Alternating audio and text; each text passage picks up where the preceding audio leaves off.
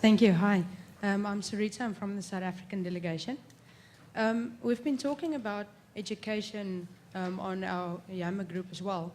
But the thing that's a bit of a problem or a worry in our eyes as well, rest of Africa, is that we keep on saying to uplift the standards of university and how we can look at students. And it's always about students and students.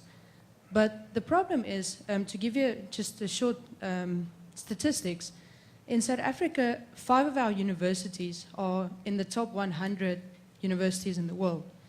Our education system in schools are 140th of 144, which means we train some of the best teachers, but the education system itself is, well, if existing at all. So my question that I have for you is, shouldn't we perhaps look at globalizing the standard in schools before we globalize the standards at university? I might go to Paul for that one. Look, I think you make a good point, and I think it's perhaps unsurprising that policymakers, politicians, others who have attended university in the main would often tend to think first of university. School is obviously fundamental. The other area that's of great importance is vocational education. Skills are important across a whole range of fields, and in some fields university is the right place. In other fields it's colleges and institutes of vocational education and technical training.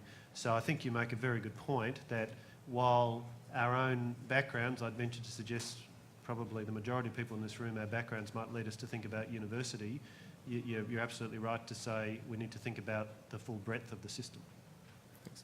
I'm sure some other people would like to add to that, but unfortunately we're just running out of time. So I might just go down the line and quickly get everyone to give maybe a 30-second to a minute. What if you could give the people in this room one thing to discuss this afternoon and tomorrow, what would it be? And I might go in reverse order from where we started. So Paul. Well, I think the thing that we've touched on in a number of ways in this discussion this afternoon is the way that technology is advancing the spread of education, is advancing all of our economic integration, but we all know that there are still some very serious constraints, including physical limitations on the availability of networks, but also economic constraints and whether people can actually afford a monthly subscription for a mobile phone, for example. So I'd argue that finding ways to push the boundaries in that area is a very important priority.